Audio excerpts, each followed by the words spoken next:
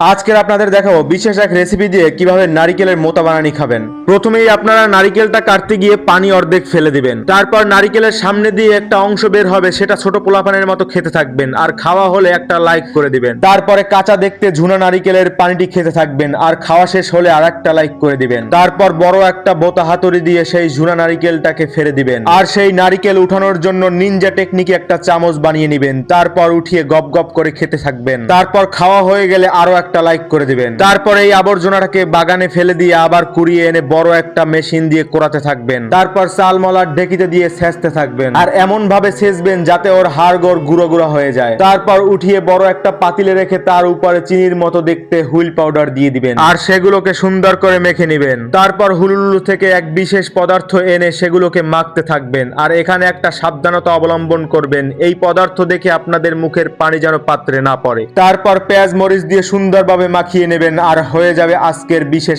এক রেসিপি। আর এই খাবারটি দেখে যদি আপনাদের মুখে পানি আসে তাহলে অবশ্যই কমেন্টে জানাবেন।